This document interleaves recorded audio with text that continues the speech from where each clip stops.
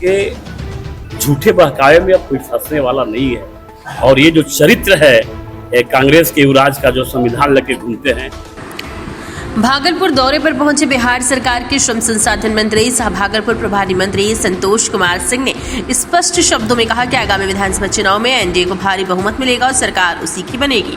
उन्होंने कहा कि भाजपा को चुनाव की अलग से तैयारी करने की जरूरत नहीं, क्योंकि जनता का समर्थन पूरी तरह एनडीए के साथ है। भागलपुर आगमन पर बीजेपी नेता दिलीप मिश्रा एवं अन्य कार्यकर्ताओं ने उनका भव्य स्वागत किया। इस दौरान मंत्री ने जिले में श्रावणी मेले की तैयारियां, बाढ़ से पहले की पूर्व व्यवस्था एवं अन्य विकास कार्यों को लेकर अधिकारियों के साथ गहन समीक्षा बैठक की। भागलपुर में विकास की गति को लेकर उठे सवाल पर उन्होंने कहा कि पहले तो कुछ काम ही नहीं होता था, अब धीरे ही सही लेकिन कार्य हो रहे हैं। इसी क्रम में मंत्री संतोष कुमार सिंह ने आपातकाल की 50वीं बरसी पर आयोजित संविधान हत्या दिवस कार्यक्रम में भाग लिया। उन्होंने जेपी आंदोलन के सेनानियों को सम्मानित किया और कहा कि कांग्रेस के युवराज राहुल गांधी विदेशों में संविधान की पुड़िया लेकर घूमते हैं। उन्होंने तीखा प्रहार करते हुए कहा कि कांग्रेस का संविधान प्रेम सिर्फ चुनावी मोह है। अगर उन्हें संविधान की सही जानकारी नहीं है तो उन्हें प्रधानमंत्री मोदी की पाठशाला में आकर सीखना चाहिए। मंत्री ने व्यंग्य करते हुए कहा। उन्होंने आपातकाल को काला दिन बताते हुए कहा कि देश को फिर से तानाशाही, हिटलरशाही या तैमूर लंग जैसे दौर से गुजरने नहीं देंगे। कि झूठे बहकावे में अब कोई फंसने वाला नहीं है। और ये जो चरित्र है कांग्रेस के युवराज का, जो संविधान लेके घूमते हैं, मैं आपके सभी के चैनल से उनसे मेरा आग्रह होगा कि आपके दादी जी और आपका परिवार जो इस देश को जो दंश झिलाया है, हजारों कार्यकर्ता, हजारों नेता जेल में बंद किए गए थे। इसमें अटल जी थे, मुरली मनोहर जोशी थे, जयप्रकाश नारायण थे, चौधरी चरण सिंह थे। ऐसे कितने लोग जेल में बंद कर दिए गए, कितने सोशल एक्टिविस्ट बंद कर दिए गए। एक हिटलर शाही, एक तैमूर लंग जैसा, एक मुसलमान शासक जैसा 2 साल इस देश के लोग ने झेला है। अब इसको गुमराह करने की जरूरत नहीं है। और राहुल गांधी से, कांग्रेस की युवराज से मेरा आपके चैनल के माध्यम से आग्रह होगा कि थोड़ा इसकी जानकारी अगर उनके पास नहीं है तो अपने प्रधानमंत्री आदरणीय नरेंद्र भाई मोदी के पाठशाला में आके थोड़ा सीख लें, पढ़ लें।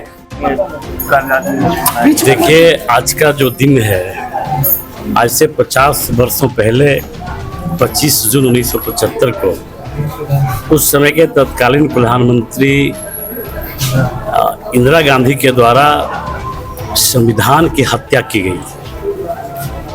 वो भारत के इतिहास में, भारत के लोकतंत्र में नहीं, विश्व के लोकतंत्र में, लोकतांत्रिक प्रक्रिया में एक काला दिन था, एक काला अध्याय था। और जैसा हम लोगों को पता है कि आप लोगों को भी उसमें बैन किया गया था, मीडिया पे भी सेंसर लगाया गया था। अब पूरे भारत की जो फ्रीडम एक्सप्रेशन की जो बात करने वाले लोग हैं और उनके युवराज आज संविधान लेके जो घूम रहे हैं पूरे देश में, विदेश में भी संविधान के पुड़िया लेके जाते हैं। शर्म आनी चाहिए कि देश के लोकतंत्र को जिसने हत्या की है, जिनके पूर्वजों ने लोकतंत्र की गला घोंटा है, वो आज संविधान की किताब लेके घूम रहे हैं। इसलिए हम लोग एक हजारों कार्यकर्ता, करोड़ों कार्यकर्ताओं को आदरणीय प्रधानमंत्री नरेंद्र भाई मोदी के नेतृत्व में देश के 140 करोड़ घरों में 140 करोड़ देशवासियों को ये बताने का हम लोग काम कर रहे हैं कि ये कांग्रेस की जो दोहरी चरित्र है, कांग्रेस का जो ये संविधान के प्रति जो मोह है, ये सिर्फ राजनीतिक मोह है। संविधान से इनसे कोई मतलब नहीं है। और तो और बाबा साहब जिसने संविधान बनाया, जिस संविधान में देश ही नहीं पूरा विश्व भरोसा करता है, बाबा साहब के मरने के बाद 2 गज जमीन भी कांग्रेस वालों ने नसीब नहीं किया। यही है संविधान के रखवाले लोग। यही आने वाले जो हमारे युवा पीढ़ी है, हमारे लोग हैं, उनको अपने प्रधानमंत्री नरेंद्र भाई मोदी के नेतृत्व में हम लोग बताएंगे घर घर जाके कि कांग्रेस के चरित्र को समझो और इनके जो अतीत के जो कलंक है, अब दोबारा ऐसा नहीं हो कि ये देश फिर इमरजेंसी का, आपातकाल का दंश झेले। आज बहुत लोगों को सम्मानित किया गया है, क्या है?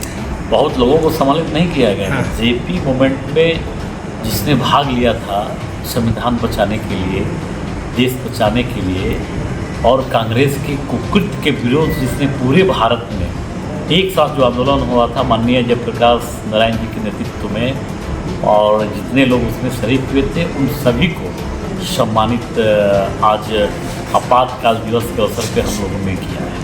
आप प्रभारी मंत्री हैं भागलपुर के, लेकिन कई समस्या है यहाँ पे। दक्षिणी क्षेत्र के लोग आज भी परेशान हैं क्योंकि फ्लाईओवर का काम बहुत स्लो चल रहा है। अब देखिए, काम तो हो रहा है ना, बहुत स्लो। एक ज़माना था जब ये काम ही नहीं होता था।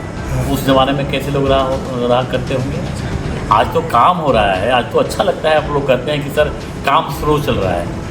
उस ज़माने में कुछ कहने वाला नहीं था कि काम होगा कि नहीं होगा, पुल बनेगा कि बनेगा, रोड बनेगा कि नहीं बनेगा।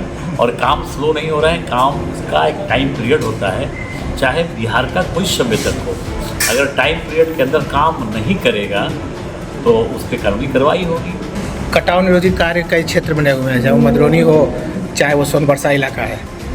क्या कहेंगे? 12,500 करोड़ रुपया इसी मैं माननीय प्रधानमंत्री को धन्यवाद दूंगा कि नदी के इलाके में, फ्लड के इलाके में और कौन सी इस योजना चलाई जाए, इसके लिए 12,500 करोड़ मिला है। थोड़ा सा पेशेंस रखने की आवश्यकता है। आप पेशेंस रखिए। डबल इंजन की सरकार है। देश के यशस्वी प्रधानमंत्री आदरणीय नरेंद्र भाई मोदी और बिहार के मुख्यमंत्री आदरणीय नीतीश कुमार, उप मुख्यमंत्री आदरणीय सम्राट चौधरी, आदरणीय विजय सिन्हा जी के नेतृत्व में जो सरकार चल रही है, सभी तरह के परेशानियों पे आम जन में किसी तरह की परेशानी नहीं हो, उसके प्रति सरकार सेंसिटिव है और उसके दिशा में हर समस्या का हल हो। बिहार में सामाजिक समरसता का भाव है, इसका ख्याल सरकार कर रही है। थोड़ा पेशेंस रखिए, आने वाले दिनों में आपको देखने को मिलेगा। श्रावणी मेला नज़दीक है, उसको लेकर के कुछ? बिल्कुल, बिहार में अजगैबी नाम से शुरू होगा। जल उठा के और यहाँ जाने में तो हम लोग पूर्व में भी बहुत बेहतर हम लोग तैयारी किए थे और जितने हमारे जो बम भाई हैं, जो शिव के जो शुभेच्छु हैं, उन लोगों ने, कई लोगों ने कहा कि इतना बढ़िया व्यवस्था कभी नहीं था। हम लोग प्रयास करेंगे कि इस बार भी जितने मेरे कांवरियाँ हैं, पूरे बिहार के नहीं, पूरे देश के नहीं, पूरे विश्व से जो